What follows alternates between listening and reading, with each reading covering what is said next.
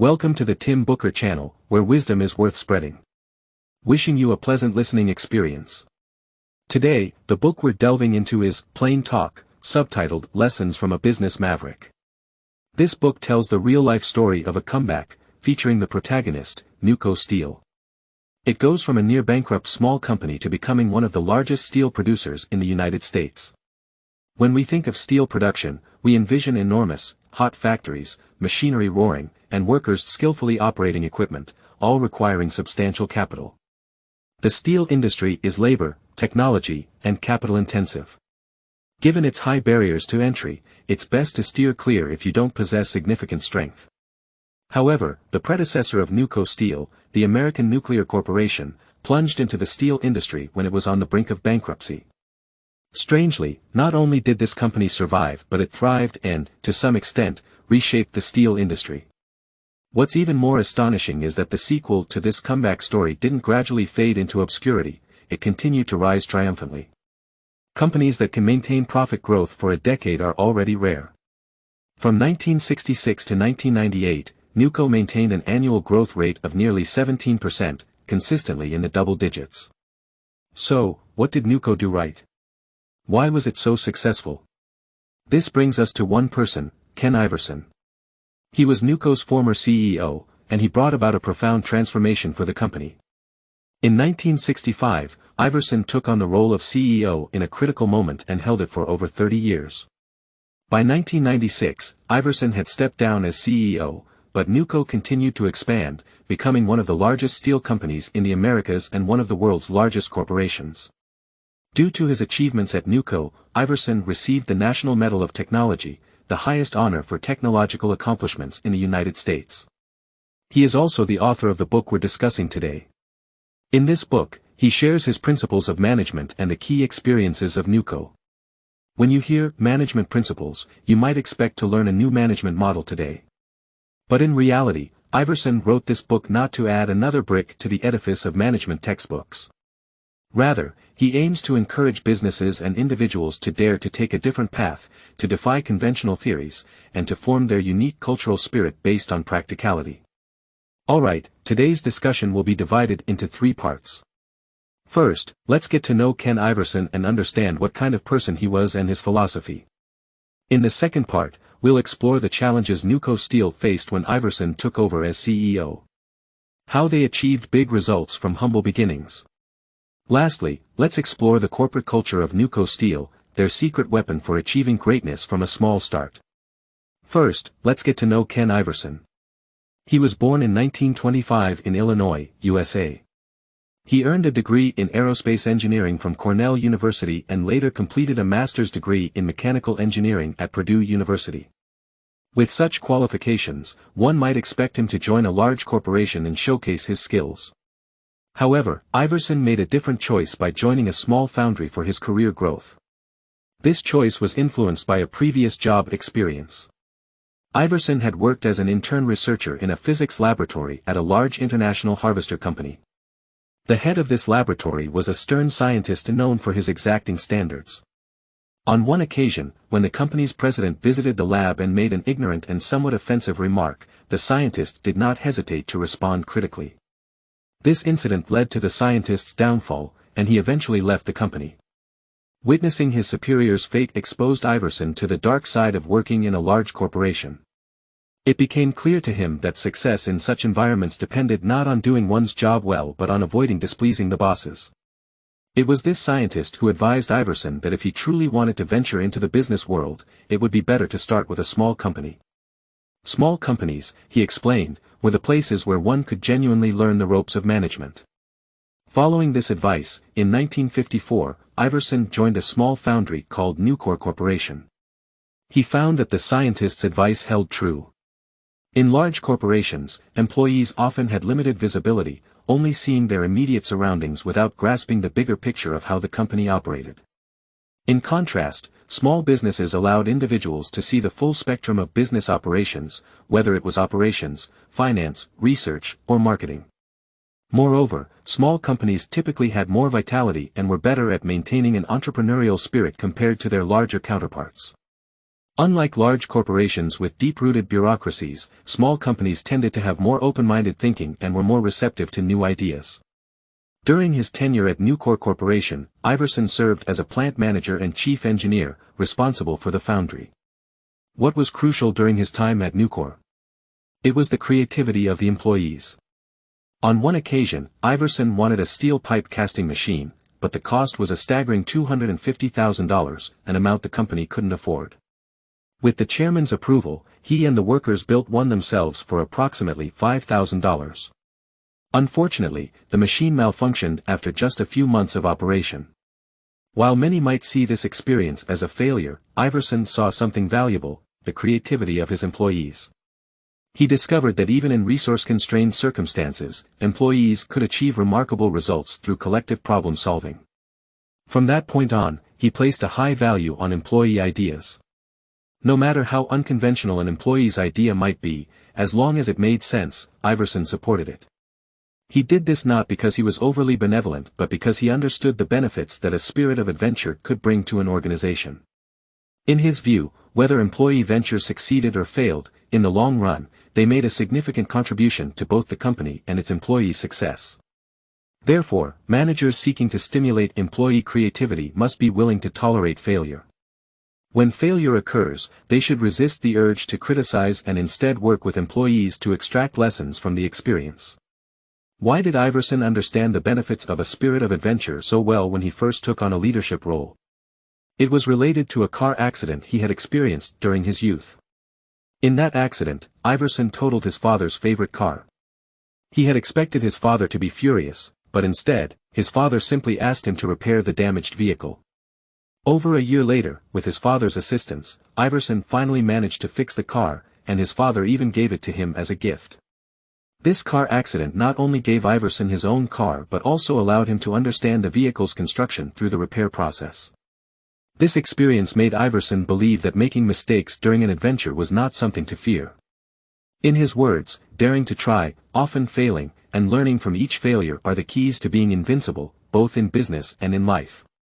Opposing the bureaucracy of large corporations, favoring the energy of small companies, valuing employee creativity, and encouraging a spirit of adventure, these were all qualities Iverson possessed even before joining Nucor. It was when he brought these qualities to Nucor that the potential for achieving big results from humble beginnings became apparent. After understanding Iverson, let's now take a look at what Nucor Steel was facing when he took the helm. The predecessor of Nucor was called the American Nuclear Corporation, primarily engaged in the production of nuclear instruments and other electronic equipment. However, this company appeared to struggle even in its core business and ventured into new industries without much success.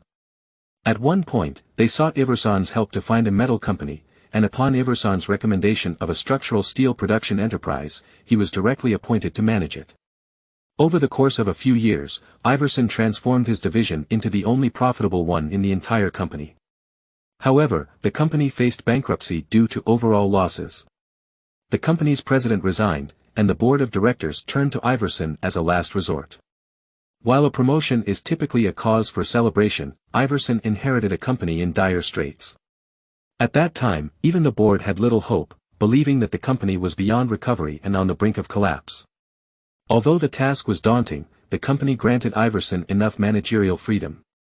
Regardless of the measures he wished to take, the board's opinion was clear: go ahead, as long as it doesn't cost much. In 1965, Iverson officially took charge and, with his unique management philosophy, gradually turned Nucor Steel from the brink of bankruptcy into a thriving player in the steel industry. To begin with, Nucor, which could only afford small factories and possessed basic technology, established itself in the low-end steel sector. Later, even with significantly less economic power compared to their competitors, they managed to surpass them through technological innovation. Next, let's examine two pivotal points in Nucor Steel's development to understand how they achieved big results from humble beginnings. The first crucial point was survival. To achieve anything, Nucor first had to stay afloat and find a way to survive in the fiercely competitive steel industry. When Iverson took over the company in 1965, he quickly divested unprofitable businesses and focused on the core competency: steel production. In a matter of years, they transitioned from using steel made by other companies to producing their own steel, returning to steelmaking from processing steel. In 1972, the company officially changed its name to Nucor. During this period, Nucor was just struggling to survive and couldn't directly compete with industry giants. So, what did they do? They took on the tasks that larger steel companies didn't want and made a living off the scraps. Early on, Nucor manufactured simple, low-end products, such as threaded steel, which occupied the lowest rung of the steel market in terms of quality, cost, and profit. For large corporations, this market held little appeal, and they were eager to abandon it. However, Nucor viewed this differently. Small factories producing simple products required minimal research and development costs, and equipment depreciation rates were low. In their eyes, it was a viable business. In this niche, Nucor didn't need to compete directly with others. As long as there was profit, they could comfortably occupy their own space. Nucor started with these marginal tasks and expanded upwards, diversifying their product range to include large steel bars, rods, and angle steel. These products had the lowest profit margins on the production lines of large steel mills. These were products that large steel companies didn't want, but Nucor had the capability to produce them and make a profit. By the 1980s, Nucor and other small steel companies dominated these low-profit steel sectors. Nucor's efficiency in producing these simple products was exceptionally high. However, the problem was that they only occupied slightly more than one-third of the entire steel market, and they couldn't continue their growth with this limited scope. Iverson aptly described this situation in his book as Nucor's cage. Inside the cage were products that the steel giants weren't interested in, while outside the cage lay the vast cold-rolled sheet market. Cold-rolled sheets were widely used steel products applicable in construction and the manufacturing of pipes, automobiles, and other equipment. At that time, cold-rolled sheets accounted for more than half of the steel sales in the United States. For Nucor to continue to grow and expand, they had to enter the cold-rolled sheet market, confront the giants head-on, and triumph. This was a formidable peak that they had to surmount. Next, let's discuss the second pivotal point in Nucor's development, surpassing their competitors. If we were in the 1980s, we might wonder how Nucor could even think about surpassing those giant steel companies, especially in the field of cold-rolled thin sheets. Why did we consider it impossible? Well, because before 1989, only large steel companies had the capability to produce thin sheets. The big companies had mastered the manufacturing process of cold rolling. They could take raw materials, process iron ore, and produce finished steel. They also had the manpower, space, and equipment required for these operations. The traditional method of producing thin sheet steel was highly complex. To give you an idea, let's consider the rolling process of steel plates. To transform a steel piece that's 10 inches thick into one that's just a fraction of an inch thick involves various steps like cooling, heating, rough rolling, and finishing rolling. At that time, Nucor only had some mini steel mills. In Iverson's words, these steel mills were essentially just scrap processing facilities. They didn't use iron ore as raw material but rather scrap steel. If Nucor wanted to cold roll thin sheets like the big steel companies, they would have to replicate the entire production chain. The cost of such replication was exorbitant. For example, the rolling process required many workshops, and if these workshops were connected, they could stretch over 1.6 kilometers. Since the traditional approach was impractical, Nucor decided to take a new direction.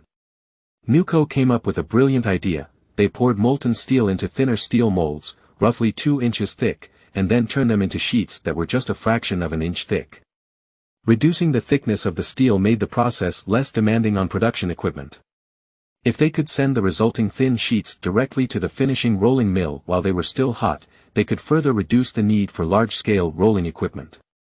This way, Nucor could complete the production in their more cost-effective workshops. This method might sound simple, but it was actually quite challenging to execute. The difficulty lay in pouring the molten steel evenly into the molds, ensuring rapid movement, and sending the molds to the finishing rolling mill while they were still hot. In other words, this new method, while streamlining the production process, demanded a high level of precision in production technology. Hence, it remained in the experimental phase for a long time. Nucor attempted to develop their own thin sheet casting system based on this new method and spent several $1 million on the project, but they failed. However, they didn't give up. Instead, they kept tracking the progress of other companies in this area. Nucor noticed that a company named SMS, an equipment manufacturer, had made significant breakthroughs in thin sheet casting technology. They visited SMS to exchange ideas in 1987. By that time, SMS had achieved the continuous casting of 2-inch thick steel and refined the thin sheet casting process for commercial production. However, large steel companies were already accustomed to working with 10-inch thick steel and were unlikely to adopt this new technology. Thus, Nucor became the ideal candidate to promote thin sheet casting technology. Nucor spent over $200 million to purchase a thin sheet casting equipment set and a thin sheet rolling mill from SMS, preparing to apply thin sheet casting technology. This technology brought about a breakthrough for Nucor, primarily in cost advantages. Nucor priced their steel products per ton, which was $50 to $70 lower than that of large companies. Furthermore, this technology allowed Nucor to leave their competitors far behind. Large steel companies initially didn't pay much attention to thin sheet casting technology. If they decided to catch up, it would require a significant learning curve. It took 7 years for competitors to start using thin sheet casting technology in steel production. With the help of this new technology, Nucor gradually became the third largest steel manufacturer in the United States. Now, when we hear the story, it might seem like Iverson and Nucor were incredibly lucky, making one bold move that paid off handsomely. In reality, their development of thin sheet casting technology wasn't a hasty gamble, it was a carefully calculated decision. Before making their move, they thoroughly assessed the feasibility of this technology, the competitive advantages it would bring, and how it could enhance Nucor's strategic position in the industry. They had been tracking thin sheet casting technology for several years before taking action. Nucor's ability to surpass their competitors in thin sheet casting technology wasn't just due to preparation, careful evaluation, but also a crucial factor, their company's attitude toward taking risks. At Nucor, there was a motto, anything worth doing is worth doing poorly. What this meant was that if you wanted to do something, you shouldn't always strive for a foolproof strategy because innovative attempts usually come with a certain degree of risk. You should put it into practice as early as possible to see if it works.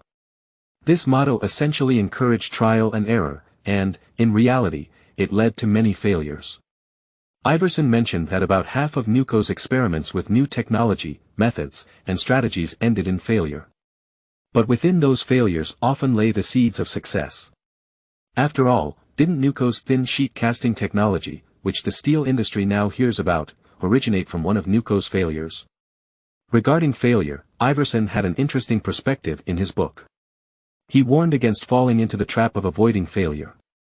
The term risk naturally encompasses the possibility of failure, and recognizing and studying that possibility is essential, rather than avoiding it. Thin sheet casting technology helped Nucor surpass its competitors, but this steel giant's development relied on more than just one technological breakthrough. They understood that they couldn't rely on a single approach.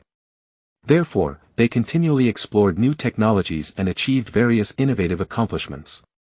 For instance, a Nucor switchman noticed that improving the structure of shock absorbers could increase the speed of transporting products. Saving 6 or 7 seconds for each coil of product transported might not seem like much, but over the course of a year, it added up to significant time savings. Furthermore, for a long time, Nucor's raw materials for steel production were scrap steel.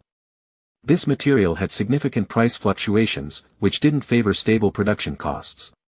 Nucor sought to mass-produce ferrosilicon, the most cost-effective alternative to scrap steel.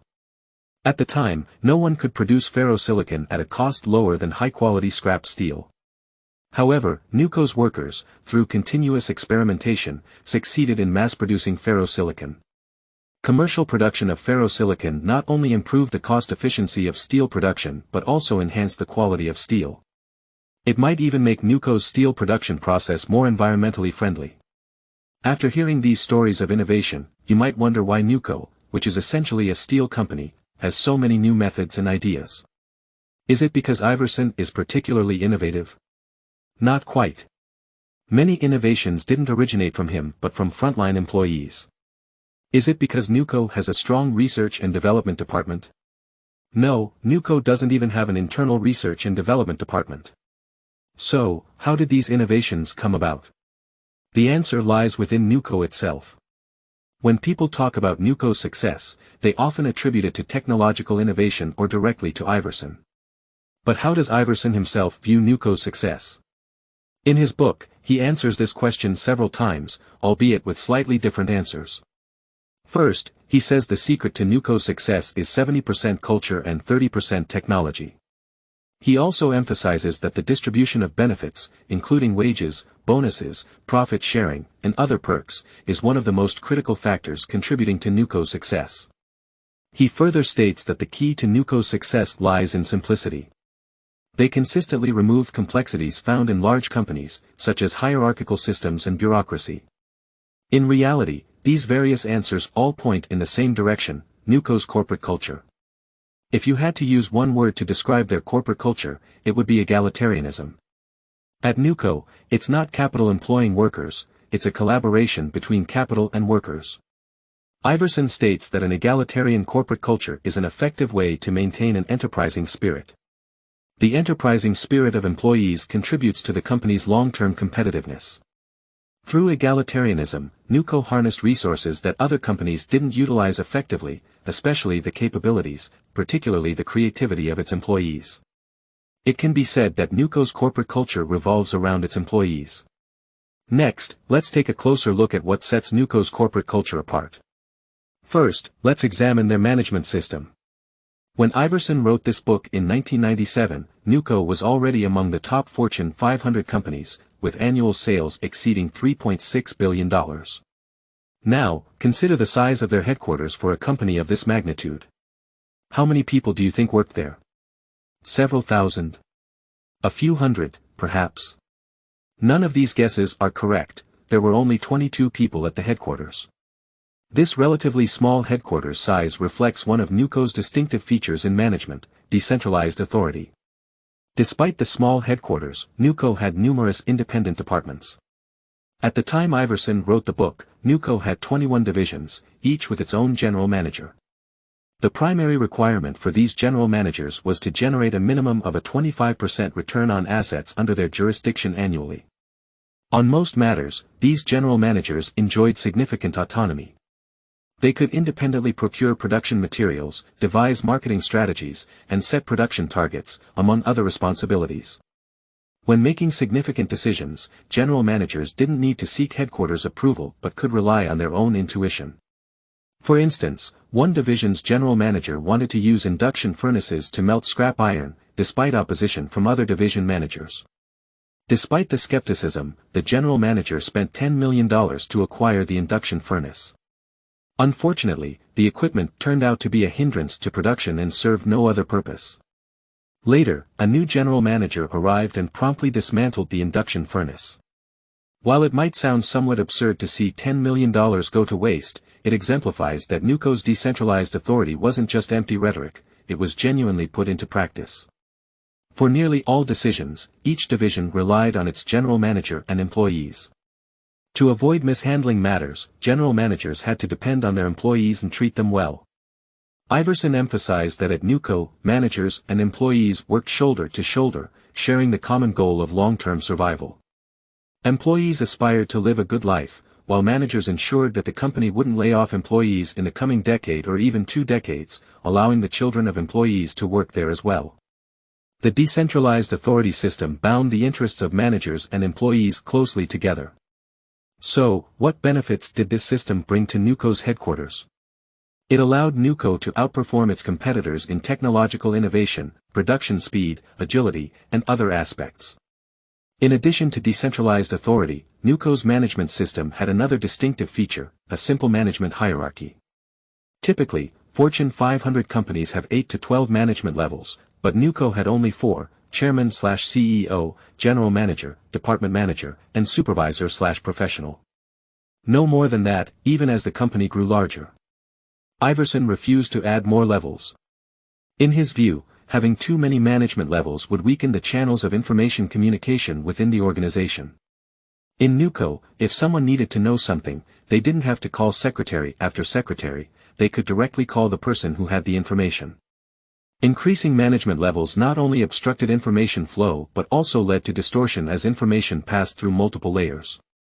Simplified management hierarchy facilitated the rapid dissemination of employees' suggestions and information to where they needed to go within the company. At Nucor, all information was shared among employees because they believed that employees needed a wealth of information to enhance self-improvement, harness their intelligence, and excel in their essential roles. Having discussed Nucor's management system, let's take a closer look at another aspect of their corporate culture that sets them apart, the role of executives. When it comes to executives, people are accustomed to the idea that they manage the team and guide the employees. However, at Nucor, the primary role of executives isn't to manage employees but to serve them. Iverson believed that a manager's main job is to assist the employees they oversee in accomplishing exceptional tasks. In other words, at Nucor, it's not the employees who achieve success for executives, it's the executives who enable the success of employees.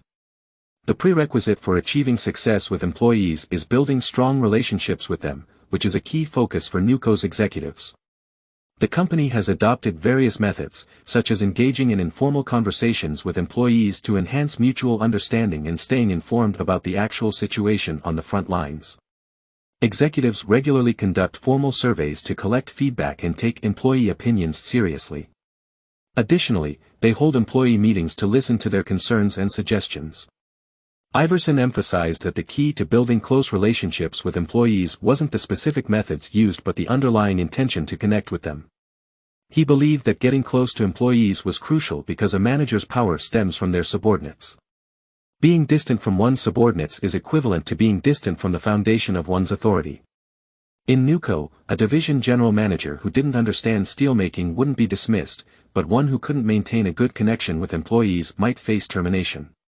Why did Iverson continually stress the importance of managers treating employees well? Wasn't Nucor advocating egalitarianism? Why didn't they encourage employees to treat managers well in return?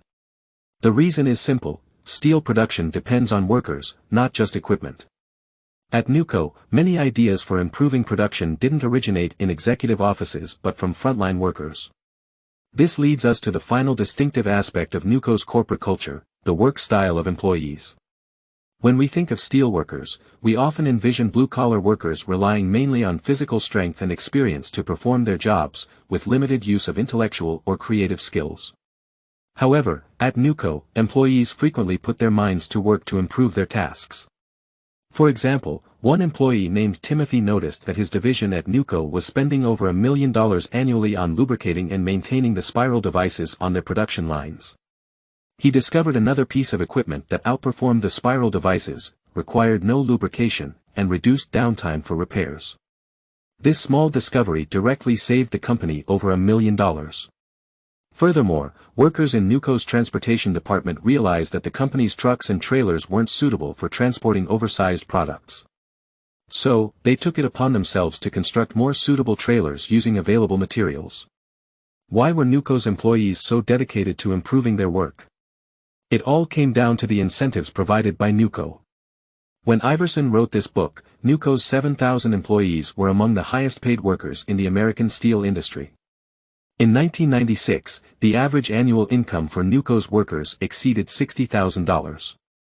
They not only received a basic wage but also had the opportunity to earn weekly bonuses, often equivalent to 1 to 2 times their base wages.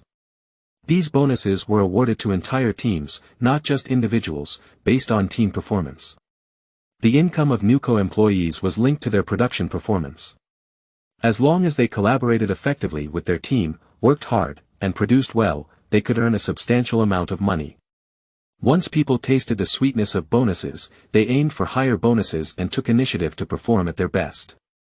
Iverson stated in his book that several factors motivate people, including opportunities for above-average wages, job stability, and opportunities for advancement. If a company can't provide these, no amount of training opportunities or fancy office spaces can genuinely motivate employees. When a company can offer these incentives, employees will spontaneously strive for higher productivity and challenge themselves. Iverson also highlighted a significant and daunting contradiction present in modern businesses. Managers often bear heavy responsibilities and worry about their duties, while employees, who have less challenging work, may be idle and disengaged. This contradiction still exists today. How can it be resolved? Iverson's experience suggests that recognizing employees as the engine of a company's progress and creating an environment conducive to continuous improvement are key. In some companies, critical work depends on the talents of a select few executives, such as law firms or consulting firms. However, in Nucor Steel, the majority of the organization's talent resided in the frontline workers who performed the concrete tasks. Employee input often had a more significant impact on the company's progress than management's opinions. Alright, with the content from To Achieve More with Less in this book, I'll conclude the interpretation for you. Nucor Steel, initially an unremarkable small company, even teetered on the brink of bankruptcy at one point. However, it eventually not only became one of the largest producers in the American steel industry but also maintained a decades-long record of profitability. This transformation owes much to the author of this book, Ken Iverson. He was against the bureaucracy of large companies and favored the vitality of smaller ones. In his management approach, he placed significant emphasis on employee creativity and encouraged a spirit of adventure. Under his leadership, Nucor developed its own unique development model. Here, it wasn't about headquarters dictating to branches, instead, branches had autonomy. It wasn't about executives assigning tasks to employees, it was about executives enabling employees, relying on their talents. In this environment, steelworkers who wanted to excel didn't face organizational constraints. They could unleash their creativity, imagination, and collaborative skills, earning rewards that surpassed industry standards. This corporate culture is the secret to Nucor Steel's success. It allowed Nucor to gain a competitive edge in technological innovation, production speed, adaptability, and more, helping it surpass its competitors and grow into one of the world's largest companies. In the business world, there's a popular saying that, bigger is better, as if large automatically equates to good. While scale can indeed provide a competitive advantage, after hearing Nucor's story, you've likely realized that bigger doesn't always mean better. Small-scale operations can offer benefits and achieve great success. Does this mean that smaller is always better for a business? Iverson's view is that the competitive advantages of large-scale and the benefits of small-scale aren't an either/or choice but rather a multiple-choice question. We should seek ways to, in essence, swap between them. In other words, whether a company is large or small in scale, fundamentally, it's a tool for business development. We should become masters of this tool, understanding both its advantages and limitations. We should know how to use it effectively and when to return it to the toolbox. That concludes the entire content of this audio segment. Congratulations on completing another book. Thank you for your support and attention. Please subscribe to the Tim Booker channel for audiobooks. Give us a thumbs up and share with your family and friends. Wisdom is worth sharing. Embrace a brighter future. Thank you, and goodbye.